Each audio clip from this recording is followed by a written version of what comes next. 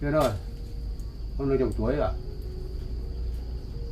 Tôi cũng đã nói với ông rồi, tôi không phải là con của ông nữa. Tôi cũng chỉ đưa ông về đây để đối chứng với cả chị Hiền. Lát nữa chị ấy tới, tôi sẽ hỏi chị ấy rõ ràng về chuyện sổ đất của tôi. Nên ông cứ ngồi ở đó đi. Vậy mà con Duyên nó vẫn giận mình đâu như vậy. Bây giờ mà nó cũng không bỏ qua cho mình. Mà lát nữa thì cô Hiền sẽ tới đây để đối chứng với mình về cái cuốn sổ đỏ của Duyên. Bây giờ thì mình cũng chỉ lo ngại rằng khi mà Hiền tới đây, nếu như có mặt mình thì Hiền nhận. Nhưng bây giờ mà Duyên hỏi nữa thì có mặt Duyên, mình cũng ngại rằng là Hiền từ chối không nhận mà Hiền cầm cuốn sổ đỏ của Duyên đấy. Mình cũng không biết nói với Duyên thế nào. Duyên ơi, thế tới lúc khi nào thì Hiền mới tới đây? Chuyện này thì tôi cũng không biết được. Chị ấy nói rằng sáng nay chị ấy cũng bận một chút, nên khi nào chị ấy tới thì chúng ta mới biết được.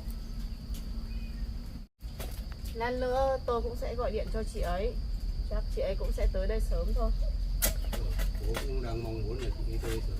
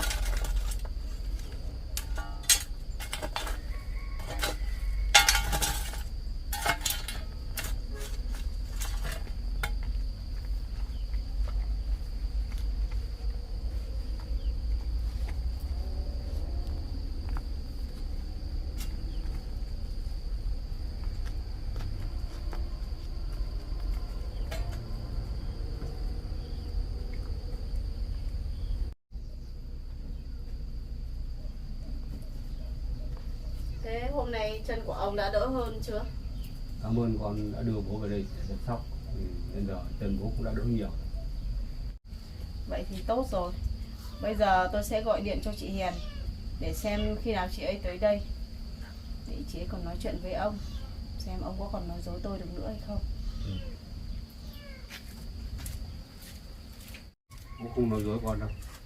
Ông nữa hãy tin bố đi. Bây giờ ông nói dối hay không thì đợi lát nữa chị Hiền tới thì chúng ta cũng sẽ rõ cả thôi.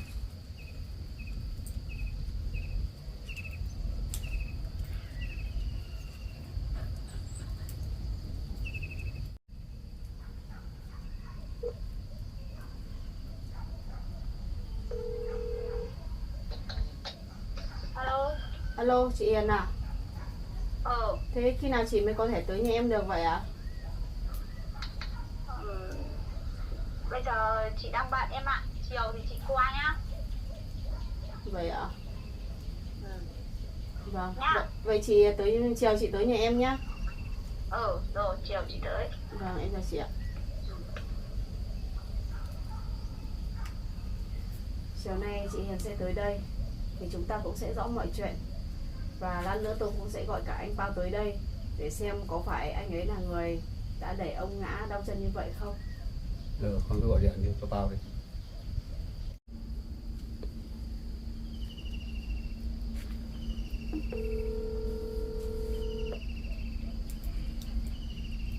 Alo. Alo anh Pao à? Anh đang ở đâu vậy? Tôi đang đi xem đất ở gần nhà cô đấy. Vậy à? Vậy anh có thể tới nhà em có chút việc muốn nhờ anh được không ạ? Chắc tôi phải gặp cô sau thôi. Vâng, vậy khi nào anh có thể tới được ạ? Chắc chiều tôi sẽ qua nhà cô. Vâng, vậy thì cũng được. Vậy chiều anh qua nhà em nhé. Vâng, em chào anh ạ.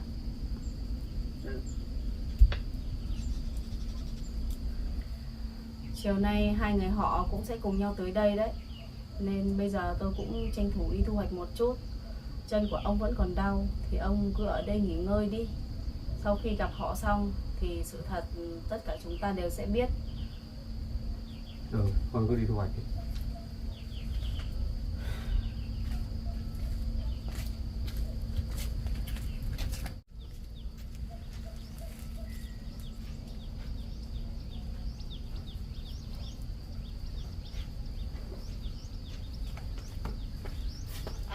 Khi nào anh Pao và chị Hiền tới, ông nhớ bảo họ gọi điện cho tôi để tôi sẽ cố gắng về sớm nhé. Con cứ đi.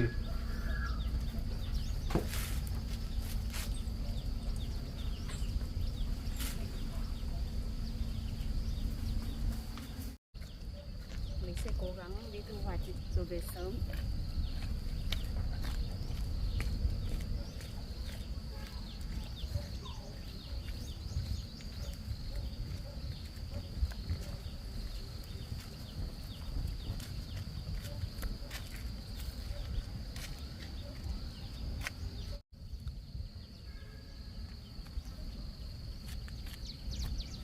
Khi một con thuyền trở về mảnh đất mới này thì nó cũng làm được ngôi nhà rất rộng rãi và khang trang, mà vườn tược của nó cũng rộng rãi, cây cối nó trồng cũng được nhiều. Nhưng mình cũng chỉ tiếc rằng tất cả mọi việc mà vợ mình gây nên đối với Duyên đến bây giờ nó cũng không tin tưởng và nó cũng không chấp nhận mình nữa.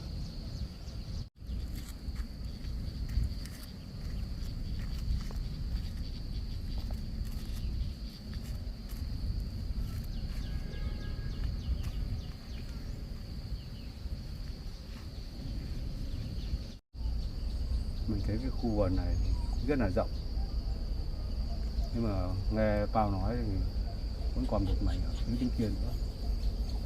Bây giờ mà một mình con Duyên ở đây nó làm cái vườn này cũng rất là vất vả. Mình thấy thì nó cũng làm hàng rào kín như thế này, chắc là nó cũng có dự định chăn nuôi con vật gì đây, hay là nó thả gà ở vườn này cũng được.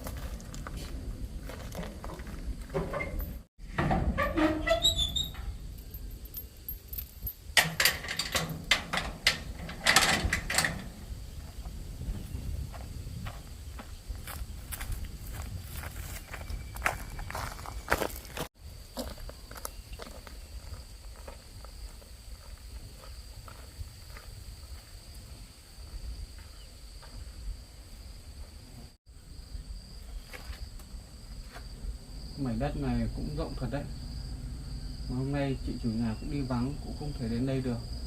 Chị ấy đưa chìa khóa cho mình để mình đến đây thăm đất và xem ngôi nhà này. Ngôi nhà này cũng rất chắc và kiên cố nữa. Mình đi vào trong nhà xem sao.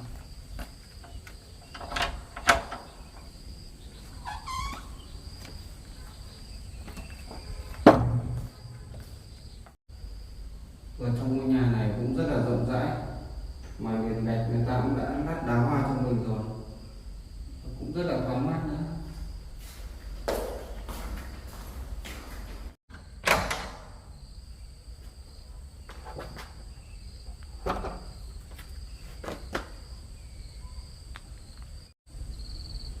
Cái mảnh đất này người ta lấy giá cũng hợp lý, mình cũng có thể mua được.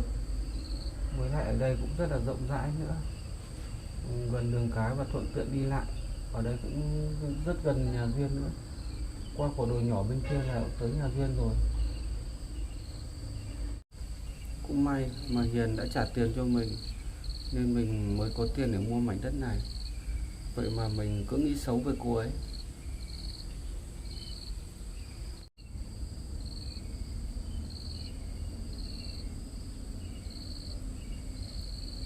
Mà không biết Duyên gọi điện cho mình tới nhà cô ấy có việc gì không nhỉ?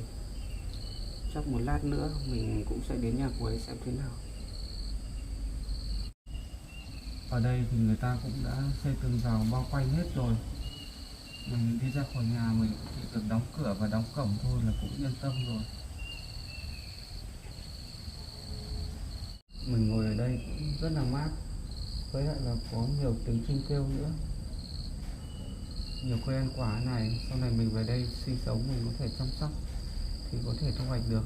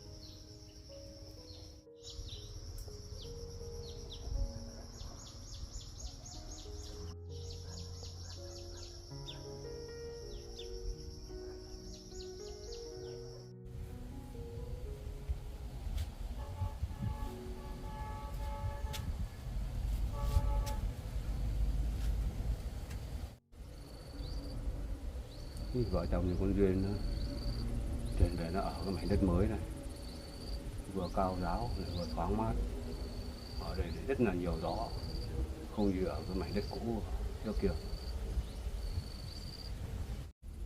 Thì hôm qua thì Duyên nó đưa mình về đây, chân mình đau thì mình cũng chưa đi thăm vườn của Duyên được, nơi chân nó cũng đỡ đau rồi thì mình cũng đi thăm vườn của Duyên một lát.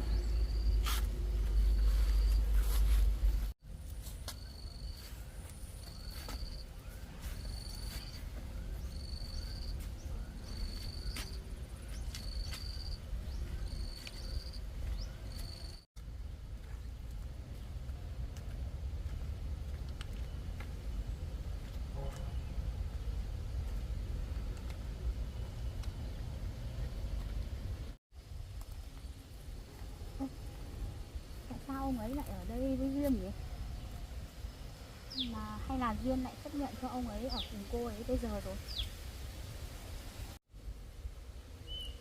Hay là bây giờ mình vào mình thú nhận với Duyên là mình đã cầm sổ đỏ đất của cô ấy nhỉ?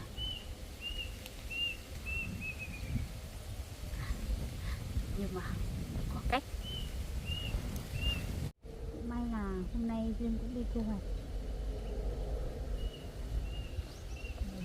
Nhân cái cơ hội ông ấy ra bên ngoài kia, mình phải lẻn vào trong phòng để giấu chiếc sổ đỏ đất này vào trong cái ba lô hôm trước ông ấy cất. Như vậy thì sẽ hay cho mình.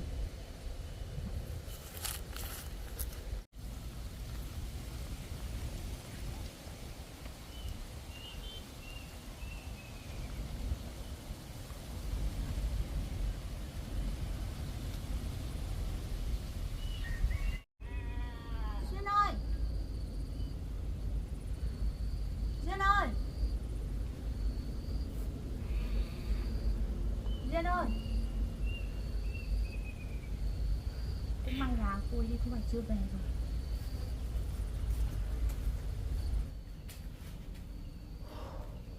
May quá, không có ai ở nhà. Mình phải cất ngay vào trong cốc ba lô, trả vào chỗ cũ cho ông ấy.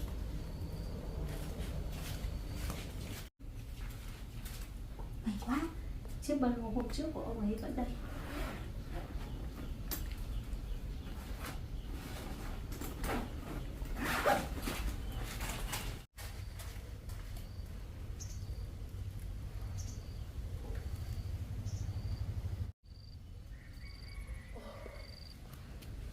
Mình phải đi nhanh khỏi đây mới được.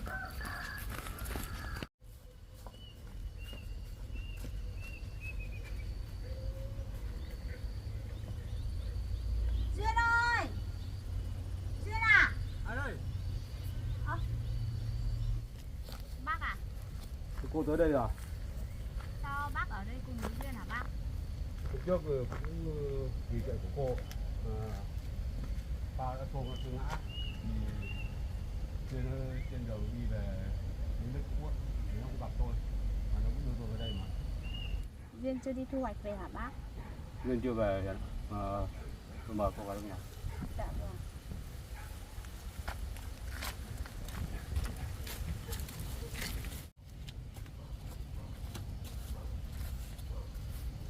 Cô Hiền ạ.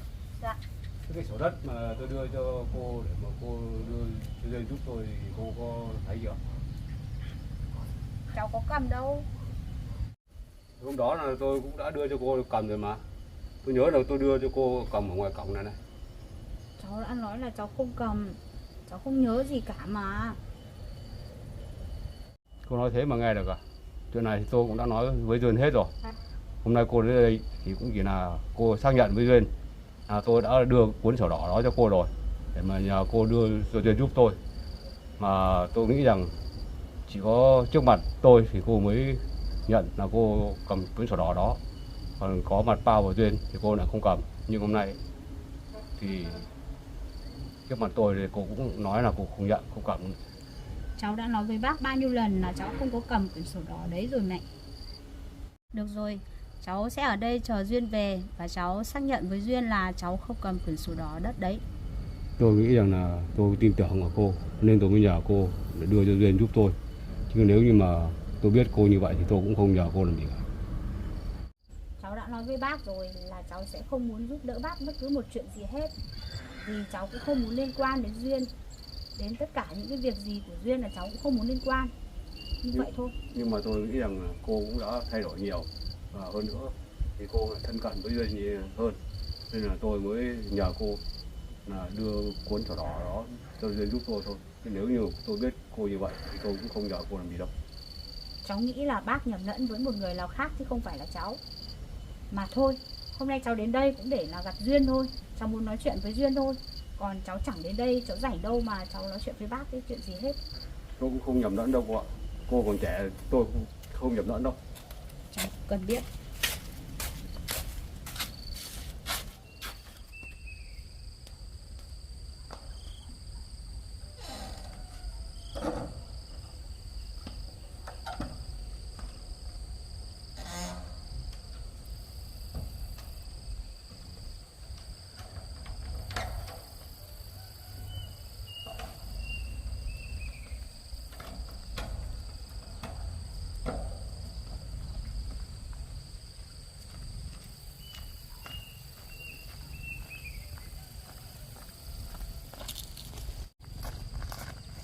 Bây giờ mình đi tới nhà Duyên xem cô ấy nói gì với mình đã.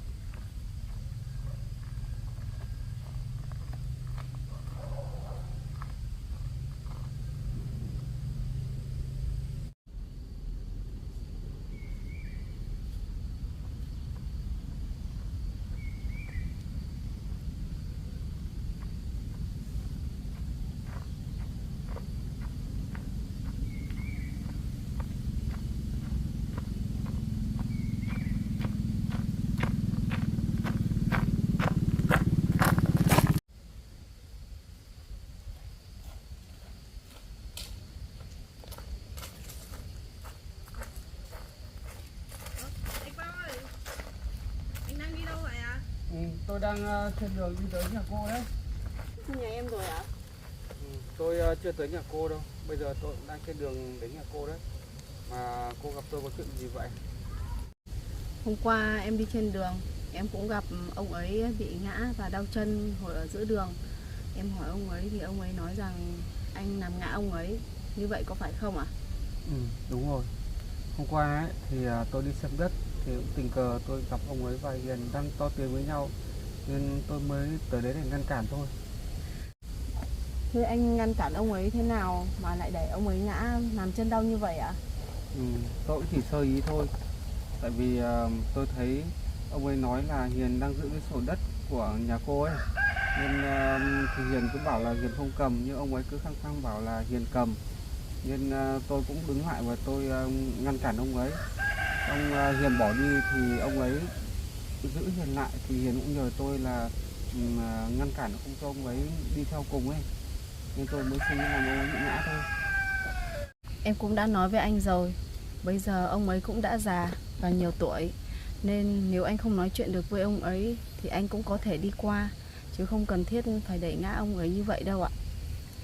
Tôi cũng biết rồi, nhưng mà chẳng qua là do Hiền bảo tôi là ngăn cản ông ấy, không cho ông ấy đi theo cô ấy nữa, nên tôi cũng sơ ý mới làm ông ấy đau như vậy thôi.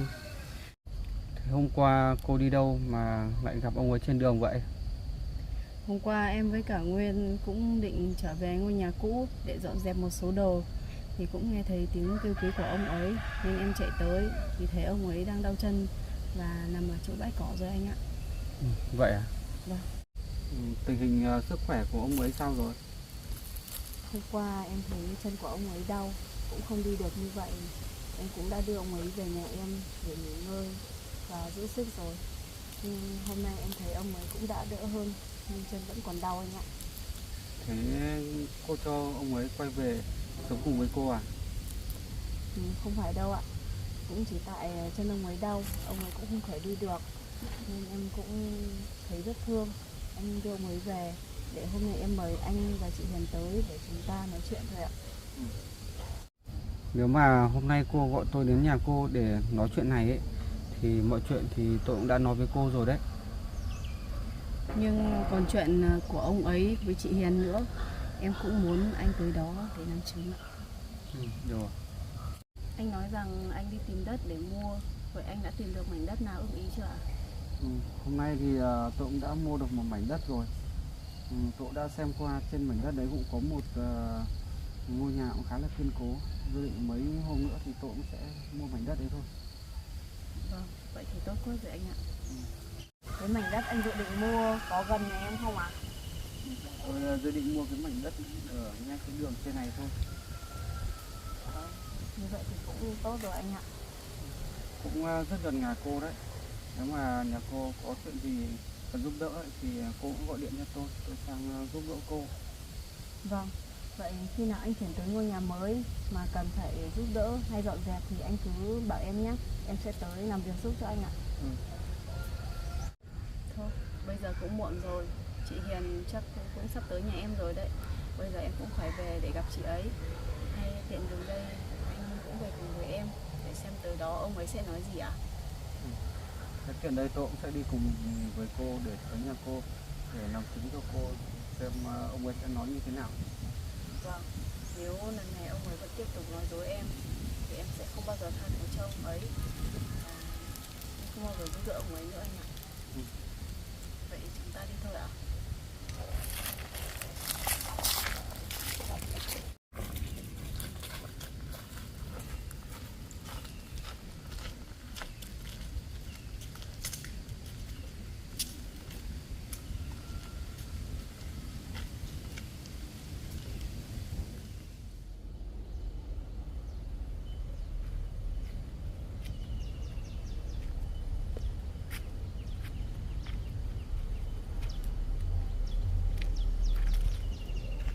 Xong đây Duyên này thu hoạch lâu rồi đấy nhỉ? Nếu như mà cô Hiền vẫn cứ thái độ như vậy, lát nữa mà Duyên nó về thì mình cũng không biết giải thích như thế nào cho Duyên nó hiểu. Mình cũng không ngờ rằng Hiền nó lại thay đổi nhanh như vậy. Cũng vừa mấy ngày qua mình đã tận tay đưa cuốn sổ đỏ đó cho Hiền để mà nhờ Hiền đưa cho Duyên giúp mình, mà đến bây giờ cô lại nói là cô không cầm. Cũng may mà mình đã có cách để mà cất cái quyển sổ đỏ đấy. Chứ không thì mình cũng không biết giải thích với mọi người như thế nào. Lát nữa Duyên có về thì mình cũng nói với Duyên như vậy thôi. Hiền á? Dạ. Bây giờ thì tôi cũng nhiều tuổi rồi mà cô cầm cuốn sổ đỏ, bây giờ cô đưa cho Duyên ấy, thì cô cứ nói là cô cầm đi chứ cô đừng từ chối như vậy. Bác, cháu đã nói với bác bao nhiêu lần rồi là cháu không có cầm. Làm sao cháu phải nhận là cháu cầm ạ? Tôi đã đưa cuốn sổ đỏ đó tôi nhờ cô đưa cho Duyên rồi, nhưng bây giờ cô không nhận thì tôi sẽ đi báo cáo chính quyền. Đấy là việc của bác. Bác thích báo ai thì báo. Cháu chẳng sợ chuyện gì hết. Cháu chờ Duyên về thôi. Cháu chỉ muốn nói chuyện với Duyên thôi. Này, Quyện, đừng ngại. Sao cô thay đổi nhanh như vậy? Tôi đã đưa cho cô rồi, để nhờ cô đưa cho Duyên, mà tại sao bây giờ cô lại từ chối nhanh như thế? Cháu đã nói với bác rồi cơ mà. Cháu không cầm cơ mà. Bác cứ phải theo cháu để nói mấy cái vấn đề đấy nhỉ? Cháu sẽ ở đây để đợi Duyên về nói chuyện với Duyên cơ. Còn nếu mà bác có bận cái việc gì thì bác đi làm. Mà không bận thì bác cứ ngồi ở ghế kia mà chờ Duyên về. Rồi khi ấy sẽ rõ hết mọi chuyện thôi. Bây giờ cháu không có rảnh để cháu cứ đứng ở đây để đôi co mãi với bác đâu. Cháu ra Cô kia lại cháu nói như vậy rồi. cháu ra đây được.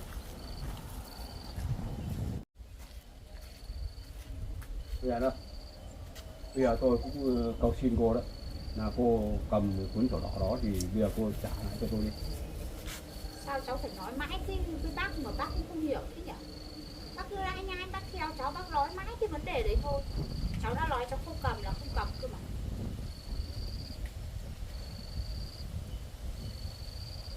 Cô Duyên cũng về đây rồi này bác.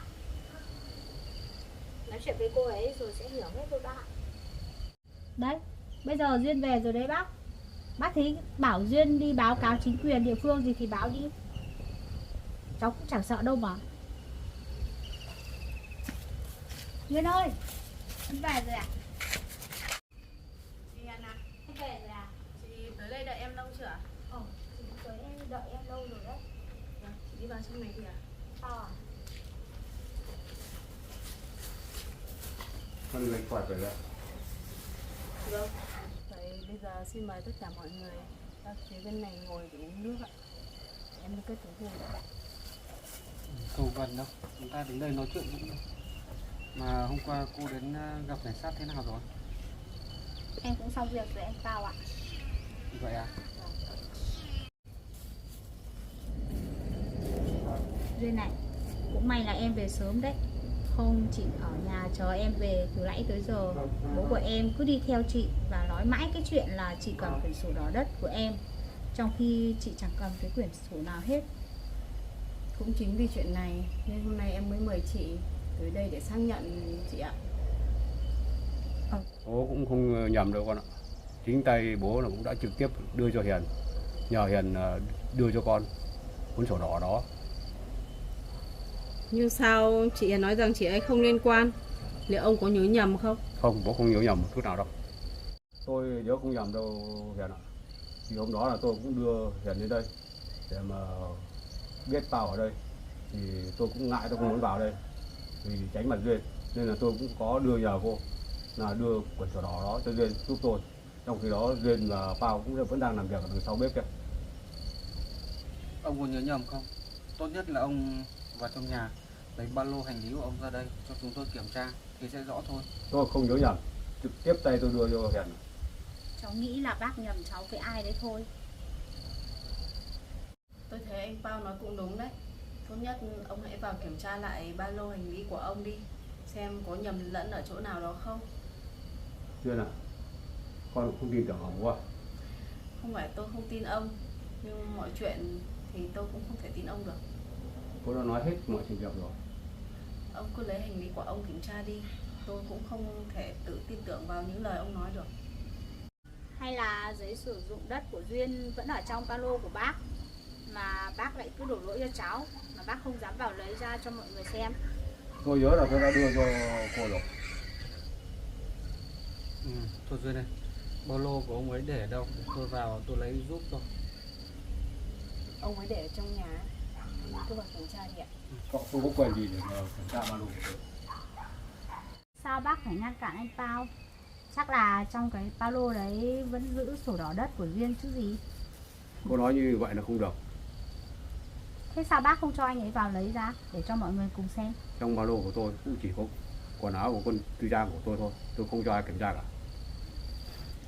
Tôi cũng chỉ vào lấy ba lô của bác ra đây thôi, chứ tôi không có quyền gì kiểm tra ba lô của bác cả. Tôi chỉ lấy ra để cho con cái bác tự kiểm tra thôi. Vậy thôi, để tôi sẽ vào trong nhà lấy ba lô của ông ra đây để tất cả chúng ta cùng kiểm tra.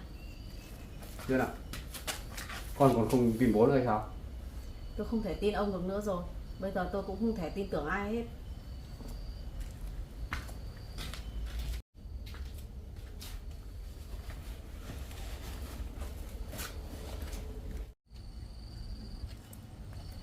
Ba lô của ông đây.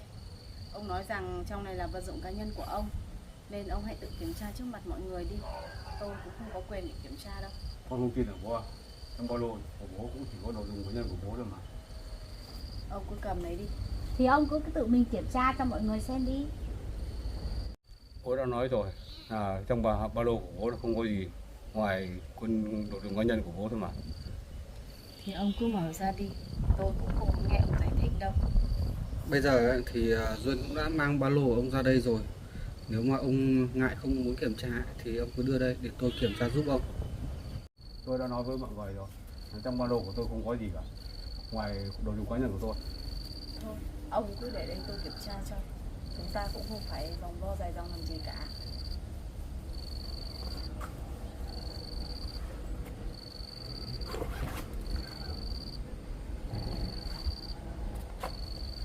Thế đây là cái gì vậy?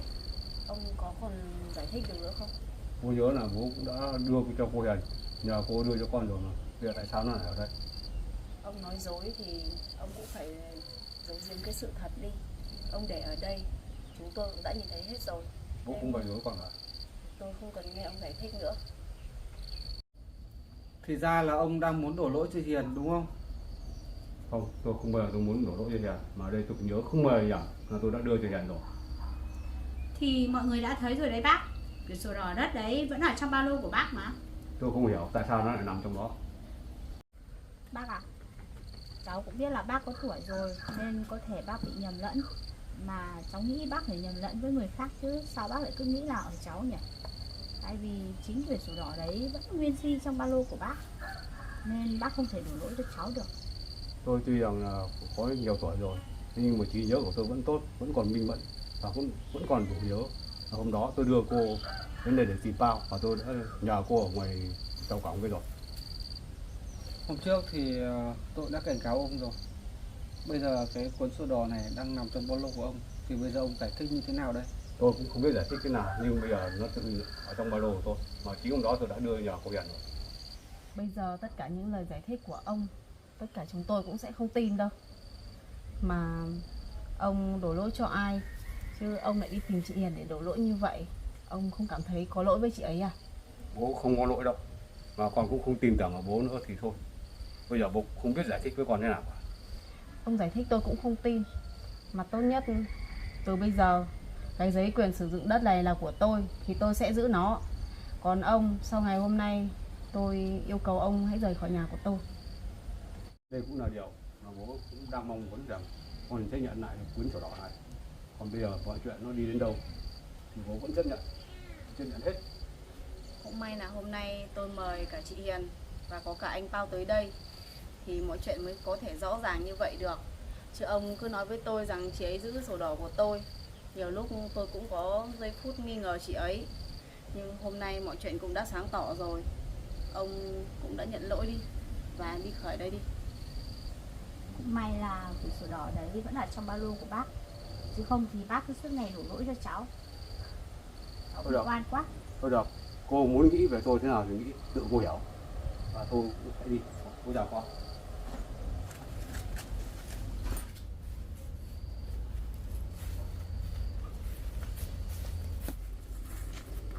Đứng lại đã, ông chưa thể đi vội. Là có chuyện gì vậy? Tốt nhất là ông nên quay lại để xin lỗi hai người kia đi. Tôi không có lỗi gì với mọi người cả, mà tôi xin lỗi rồi. Ông không thể đi dễ dàng như thế được. Ông làm sai, tốt nhất là ông quay lại để xin lỗi họ đi. Chứ ông không thể đi được đâu. Tôi không phải xin lỗi ai cả, tôi không làm sai với ai. Tôi không xin lỗi ai cả. Sao ơi, kệ ông ấy đi. Em cũng không cần lời xin lỗi từ ông ấy đâu mà. Rồi. Thôi, bây giờ mọi chuyện thì cũng đã sáng tỏ rồi. Bây giờ tôi còn việc bận nên chắc tôi cũng phải đi về luôn đây. Vâng, em cũng cảm ơn anh hôm nay đã dành thời gian tới đây để nghe rõ sự thật ạ. Tôi chào hai người, tôi về đây. Vâng, em chào anh ạ. May là cũng mọi chuyện đã sáng tỏ rồi. Quyển sổ đỏ đã cũng về tay em rồi. Không thì ông ấy cũng cứ đổ lỗi cho chị là chị cầm của em đấy. Thôi không sao đâu chị ạ. Em cũng đã có những lúc không tin tưởng chị. Thôi, em mời chị sang bên này ngồi uống nước ạ. Chị cất ra ngồi đi, em vào cất quyển sổ đỏ đã. Em cất đi.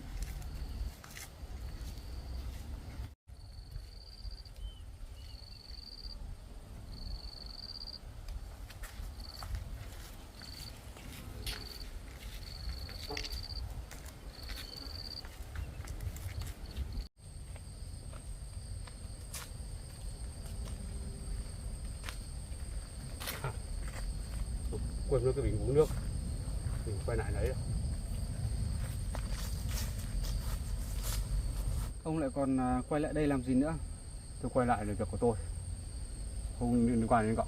Tôi cấm ông nhá. Từ bây giờ ông không được đến đây nữa, không được đến đây gây rối nhà Duyên nhá. Duyên mà xảy ra chuyện gì nữa thì tôi không tha cho ông đâu. Tôi không phải quay lại để mà tôi gây rối với nhà Duyên đâu, mà tôi chỉ quên cái bình nước, tôi quay lại tôi lấy thôi. Còn nếu như cậu không tin thì cậu đi cùng với tôi lên đó. Đâu rồi, ông cứ đi đi. Nếu ông bảo ông quên bình nước thì ông hãy quay lại lấy. Còn tôi sẽ đứng đây, tôi đợi ông. Để khi nào ông rời khỏi đây thì thôi. Được rồi, cậu cứ đi chờ thôi.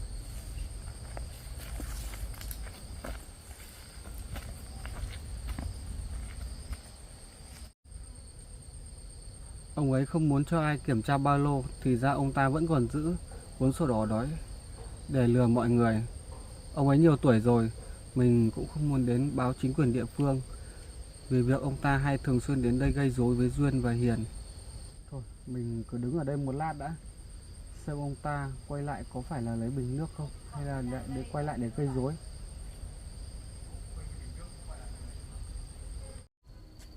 Bố quên cái bình nước thì bố quay lại bố lấy, để bố đựng nước bố đi dọc đường bố uống.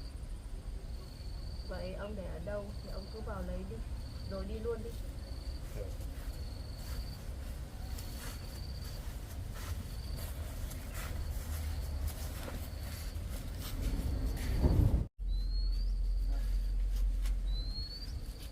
Cái bình nước của ông như thế nào? Tôi tìm giúp ông thôi nhanh. Cái bình nó đựng nước tôi nóng lạnh mà. Ông để ở đâu mà ông lại không nhớ sao? Nước ở đâu? Thì ông cứ thử vào trong nhà tìm, không có không?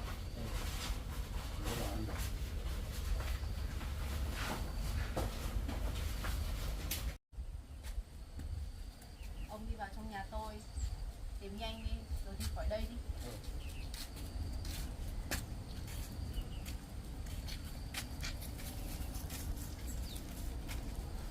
Thế nào? Có khi chị cũng phải về đây em ạ. Chị cứ ở đây uống nước đã. Không, em và bố em cứ nói chuyện tiếp nhá.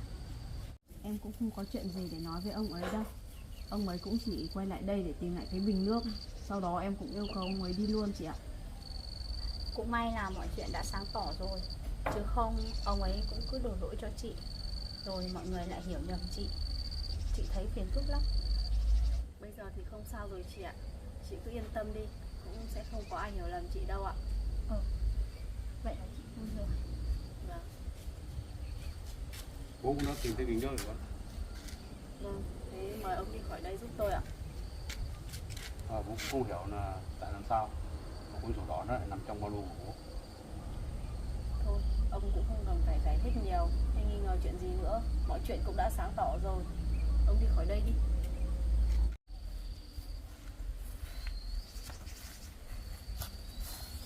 Em à, có khi cũng muộn rồi, chị xin phép em, chị về đây. Vâng, em cũng cảm ơn chị hôm nay đã tới đây ạ. Chào chị ạ. Chị về nhé. Mọi chuyện cũng đã rõ ràng rồi. Bây giờ mình cũng phải cho một con mồi của mình vào con menu ăn đã. Chúng cũng đã đói rồi.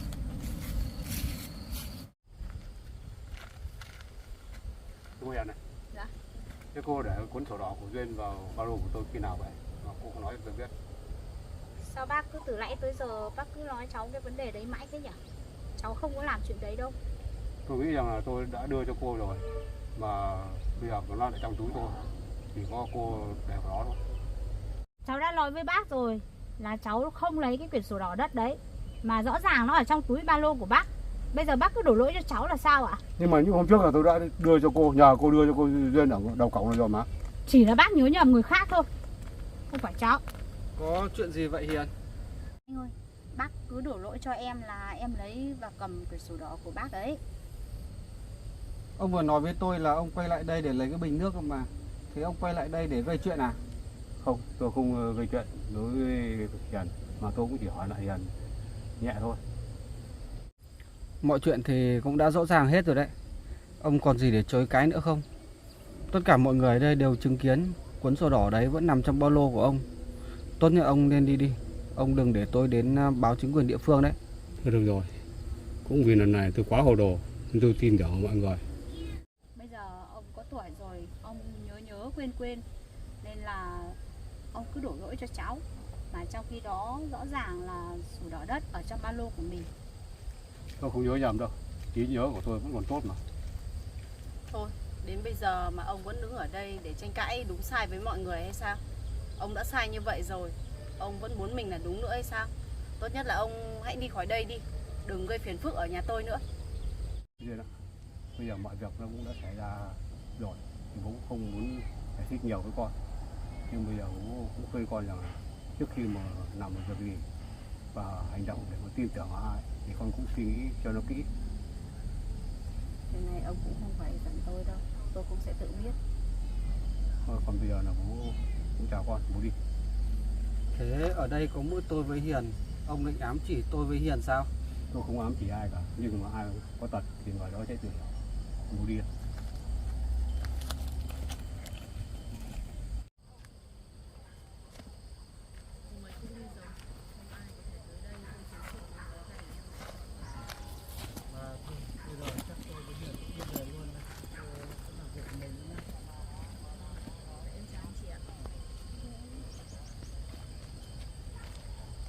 Mà anh Pao này, anh đã mua đất mới chưa hả anh Pao? Chắc 1-2 hôm nữa thì tôi cũng sẽ mua một mảnh đất mới thôi. Vậy à? Mà cuộc sống của cô dạo này thế nào rồi? Anh Pao này, chắc là em cũng không ở được với người yêu cũ của em đâu. Anh ấy cũng chỉ hứa suông thôi, chứ thực ra thì cũng không yêu thương em và con của mình đâu. Chuyện đấy thì tôi cũng không biết được. Đấy là do quyền lựa chọn của cô thôi. Chuyện này tôi không can dự vào đâu.